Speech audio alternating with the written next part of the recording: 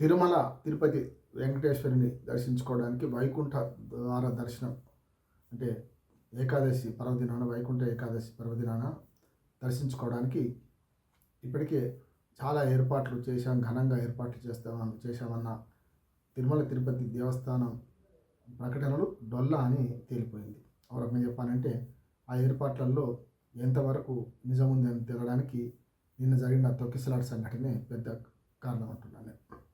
ఎందుకంటే తిరుపతిలో 4 చోట్ల ఈ ఫ్రీ దర్శనం టికెట్లు, వైకుంఠ ద్వార దర్శనం ఫ్రీ టికెట్ల కోసం క్యూలు కట్టమని చెప్పి ఆర్భాటం చేసి మొన్న సాయంత్రం నుంచే భక్తులు అక్కడ జమగూడుతుంటే కూడా అప్పటికి మరి ఇస్తామనుకున్న టైంకి టికెట్లు ఇస్తామని పద్మావతి పార్కులోకి మళ్ళించుకుందని రకరకాలుగా జిమ్మికులు చేసి చివరికి 5 ప్రాణ నష్టానికి, 5 ఏమో తొక్కిసలాటలో ఒకరు అనారోగ్యంతో చనిపోవడానికి తిరుమల దేవస్థానం యాజమాన్యం ఒక రకంగా చెప్పాలంటే విఫలమైనట్టే లెక్క.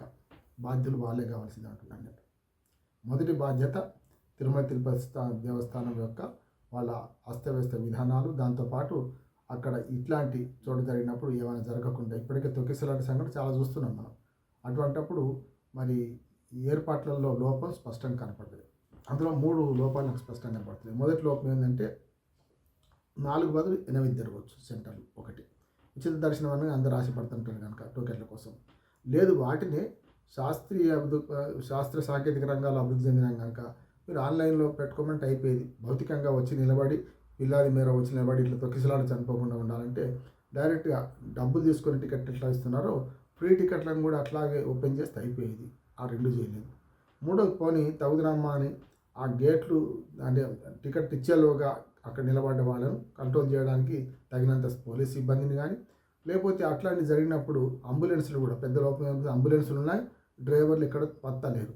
ఇట్లాంటివన్నీ కూడా నిర్వహణ లోపం కిందకి వస్తాయి. కనుక ఈ పూర్తిగా ఈ అందరి మరణాలకు, తొక్కిసలాటలో జరిగిన అందరి మరణాలకు, అట్లాగే అనారోగ్యంతో జరిగిన మరణానికి కూడా టీటీడీ బోర్డే బాధ్యత వహించాలి. ఒకటి సరే, ఇప్పుడు పోయిన ప్రాణాలు తిరిగి రావు, 25 లక్షల కోటి రూపాయల ఇవి వేరు. కానీ భక్తులు కూడా తెలుసుకోవాల్సిన విషయం ఏంటంటే ఇదే రోజు ఖచ్చితంగా అక్కడిని దర్శనం చేసుకోవాలని ఎందుకు అనుకుంటున్నారు? సినిమా అభిమానులు అట్లాగే ఉన్నారు. నేను దీని పోలిక ఎందుకు చెప్తున్నానంటే వాళ్ళ ఎంతెందుకు గతంలో సరిగ్గా 10 ఏళ్ల క్రితం వెనక్కి వెళ్తే 8 ఏళ్ల క్రితం వెళ్తే 10 ఏళ్ల క్రితం వెళ్తే మనకు కృష్ణానది పుష్కరాలు కూడా అట్లాగే జరిగింది కదా, మనం చూసాం కదా. కృష్ణానది పుష్కరాల్లో కూడా ఆ 2.5 నిమిషాలు, ఆ 3 నిమిషాల్లో గంగలో మునిగితేనే మీరు పవిత్రులు అయిపోతారు, మీకు మొత్తం పుణ్యం లభిస్తుంది అని కొందరు ఛాందస్సులు దాన్ని ప్రచారం చేయడం. అట్లానే పుష్కరాల్లో ఈ సినిమా షూటింగ్ లాగా దానికో పుష్కరాలు దాన్ని పెద్ద డాక్యుమెంటరీ తీద్దామని ప్రభుత్వం కూడా ప్రయత్నం చేయడం, కొందరు ప్రైవేట్ వ్యక్తులు కూడా ప్రయత్నం చేయడం. ఆనాడు మరి 10ల సంఖ్యలో వాళ్ళు మరణించిన సంగతి చూసాం. ఇటువంటి అప్పుడు ఏదైనా ఈవెంట్ తలపెడితే ఆ ఈవెంట్కి సంబంధించిన అంశాల పట్ల క్షుణ్ణంగా అర్థం చేసుకొని ఇంటెలిజెన్స్ ఏం చేస్తుంది, ఎంతమంది నిలబడ్డారు, వారికి ఒకేసారి గేట్లు తీస్తే ఏమవుతుంది, ఒకేసారి గేట్లు తీయడం వల్ల మన సంజయ్ థియేటర్ సంగతి అది. ఇవాళ ఇక్కడ కూడా పద్మావతి ఉద్యానవనం నుంచి గేట్లు తిరగడం వల్ల బయటకు వచ్చే క్రమంలో ఒకేసారి మీద పడడం కూడా జరిగింది. అందుకనే ఇక్కడ ఇవన్నీ చూస్తే మానవ తప్పిదం వల్ల జరిగింది ఇది అని మనకు అర్థమవుతుంది. మానవ తప్పిదానికి తోడు మనం కూడా ఏం చేస్తున్నామని భక్తులు కూడా కొంచెం ఆలోచన చేసుకోవాల్సిన అవసరం ఉందంటున్నాను నేను. ఎందుకంటే భక్తులు ఆలోచన చేసుకుంటే మన మీడియా సంస్థలు కానీ హైప్ క్రియేట్ చేస్తున్నారు. అంటే ప్రతిదానికి ఒకనాడు ఆచారంగా ఉండేది వ్యక్తుల మధ్యన సంభాషణల ద్వారా వ్యక్తమయ్యేది. ఉదాహరణకి ఏదైనా ఒక మంచి గొప్పతనం గురించి అంటే ఓరల్ ప్రచారం ఎక్కువ జరిగేది, మనిషికి చెప్పడం వల్ల. ఇప్పుడు అన్ని రకరకాల మామూలు ఛానల్లో అదే, న్యూస్ ఛానల్లో అదే, భక్తి ఛానల్ ఎట్లా ఉంటుంది, ఏ ఛానల్ అయినా సరే అందరూ కూడా మీడియా కూడా ఏం చేస్తుందంటే ప్రతి చిన్న ప్రాధాన్యతను బాగా పెద్దగా చిత్రించి అక్కడికి అది తప్ప ఇంకోటి దిక్కు లేదు, మీకు అది తప్ప ఇంకో మార్గం లేదు, మోక్షానికి మార్గం అదే అంటే చూశారు కదా. 6 ప్రాణాలు గాల్లో కలిసిపోయినాయి, మోక్షానికి చేరుకున్నట్టే కదా వాళ్ళు. నేను వ్యంగ్యంగా అనడం లేదు, చాలా బాధ్యతతో మాట్లాడుతున్నాను. అంటే ఇవాళ హైప్ క్రియేట్ చేసి ప్రతి చిన్న పండుగను కూడా కమర్షియలైజ్ చేసి, ఎంత పెద్ద కమర్షియలైజ్ చేస్తున్నారంటే ప్రతిదీ కమర్షియల్ చేస్తున్నారు. అంటే ఓనాడు మనం ఆచారంగా సంస్కృతి పరంగా చేసుకుంటున్న పండుగలన్నింటినీ కూడా కమర్షియలైజ్ చేయడం వల్ల పెద్ద ఎత్తున ఇవాళ వినాయక చవితి ఉత్సవాలు ఎవరింట్లో వాళ్ళు చేసుకునేవాళ్ళం. ఒకసారి స్వాతంత్ర సమయంలో పనికొచ్చింది కనుక దాన్ని మనం అడాప్ట్ చేసుకున్నాం. హైదరాబాదే కాదు, ఇప్పుడు మొత్తం అంతా దేశం అంతా మన దక్షిణ భారతదేశంలో తక్కువ ఉండేది గతంలో గణేష్ ఉత్సవాలు, అది కూడా ఎక్కువనే చేసుకుంటున్నాం. ప్రతి చిన్న మార్గాన్ని కూడా, ప్రతి చిన్న ఆధ్యాత్మిక అంశాన్ని కూడా భూతద్దంలో పెట్టి చూపిస్తూ, ఇప్పుడు తప్ప మీకు మోక్షం లభించదు, ఇప్పుడు తప్ప మీకు పుణ్యం లభించదు అనే దానికి బాగా మోటివేట్ చేస్తూ పామరుల్లో కూడా, అంటే పామరుడు అక్షరాస్యుడు నిరక్షరాస్యుడు ఏం లేదు కానీ భక్తికి ఎవరు అతీతం కాదు. కానీ చదువుకున్న వాళ్ళు చదువుకోని వాళ్ళని తేడా లేకుండా అందరికీ ఈ మూఢ భక్తిని ఎక్కిస్తున్నారు. నేను స్పష్టంగా చెప్తున్నాను. దేవుడు నమ్మకం ఉండడం వేరు, నమ్మకం లేకపోవడం వేరు.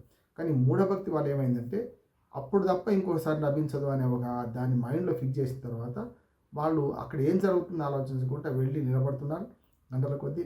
ఆ తర్వాత వాళ్ళు ఇట్లాంటి ప్రమాదాలకు గురవుతున్నారు. అట్లాని అడుగు బయట పెడితే చచ్చిపోతామని భయపడాల్సిన అవసరం లేదు. అయ్యప్ప స్వామికి వెళ్ళే చాలామందిలో యాక్సిడెంట్ జరుగుతుంటారు, చచ్చిపోతుంటారు. దానికి ఏం చేయలేము. కానీ ఇటువంటి అప్పుడన్నా మానవ తప్పిదం కాకుండా ఇటువంటి ఆర్గనైజ్డ్ టికెట్లు ఇచ్చే వ్యవహారం కానీ వీటిలలో కొంతవరకు మానవ ప్రమేయాన్ని తగ్గించాలి. నెంబర్ 1 అంటే టికెట్లు తిరుమల తిరుపతి దేవస్థానం మీద అనేక ఆరోపణలు వచ్చినాయి. అవన్నీ ఉట్టి తేలిపోయినాయి, అనవసర రాజకీయ వివాదంగా తెలిపోయింది. ఇప్పుడు ఇది మరొక రాజకీయ వివాదంగా మారుతుంది. ఎవరి మీద కేసులు పెట్టాలంటున్నారు? ప్రతిపక్షం ఎట్లా దీన్ని అడ్వాంటేజ్ తీసుకుంటుంది కనుక రోజా అట్లాగే జగన్మోహన్ రెడ్డి గారు ఇప్పటికే మాట్లాడారు. రోజా గారు అయితే డైరెక్ట్గా పవన్ కళ్యాణ్నే టార్గెట్ చేసి మాట్లాడారు.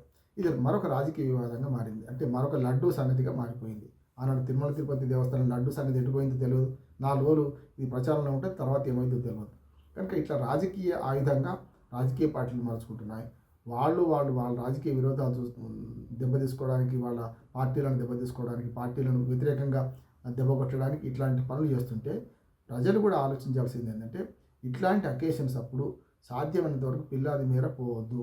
నెంబర్ 1 మనం సెల్ఫ్ నియంత్రణ పాటిస్తే దేవుడు ఎక్కడైనా దేవుడు ఉన్నాడు. వైకుంఠ ఏకాదశి నాడు తిరుమల తిరుపతి దేవస్థానంలో చేసుకుంటేనే భక్తి లభిస్తుంది, పుణ్యం లభిస్తుంది అంటే అంతకంటే ఇంకోటి ఏం లేదు. కనుక నేనేమంటున్నానంటే మన దగ్గరలోని గుళ్ళు, రష్ లేని గుళ్ళు చాలా ఉన్నాయి. ఆ రోజు అక్కడ దర్శనం చేసుకుందాం. తర్వాత నేను వీలైనప్పుడు మంచిగా బాగా టికెట్లు తీసుకొని, దర్శన టికెట్లు తీసుకొని పోయి దర్శనం చేసుకోవచ్చు. అట్లా అని తిరుమల తిరుపతి దేవస్థానంలో జరుగుతుందని అక్రమం నేను అంటలేను. అక్కడ నిజంగా చెప్పాలంటే అన్ని రోజుకు 60-70 వేల మంది భక్తులు వస్తున్నా కూడా వాళ్ళ సౌకర్యాలు కల్పించడంలో ప్రపంచవ్యాప్త దేవాలయాలు నెంబర్ 1 అది సమస్య లేదు దానిలో. ఎందుకంటే మనకు ఎక్కడికక్కడ అరలు నిర్మించడం, అక్కడికి వాళ్ళు వాటి నెంబర్ దానిలో పంపడం, అట్లాగే వాళ్ళ ఆహార పానీయాలు ఇవ్వడం, ఇవన్నీ మంచి పని చేస్తున్నాం కాదంటలేను. కానీ దీనికి తోడు చిన్న సంఘటన కూడా మొత్తం ప్రతిష్టను దెబ్బతీస్తుంది. కనుక తిరుమల తిరుపతి దేవస్థానానికి ఇప్పటివరకు జరగని సంఘటన, ఇప్పటివరకు తొక్కిసలాట్లు చనిపోయిన సంగతి లేదు. ఇన్ని వేల మంది, ఒక్కోసారి 1,00,000 మంది వచ్చినా కూడా దాన్ని సమర్థవంతంగా నిర్వహిస్తున్న టీటీడీకి ఈ సవాల్ విసురుతుంది. ఇక ముందు ఇవి జరగకుండా ఉండాలంటే నేను చెప్పిన మానవ తప్పిదాలు జరగకుండా ఉండాలి. దాంతోపాటు కొంత సాంకేతిక విజ్ఞానాన్ని కూడా మనం సంతరించుకొని ఇంకా బాగా మన భక్తులకు మనకు నష్టం జరగకుండా చూస్తే బాగుంటుందని, దీన్ని మరింత రాజకీయం చేయొద్దని అన్ని రాజకీయ పార్టీలను కోరుతున్నాను. నమస్కారం.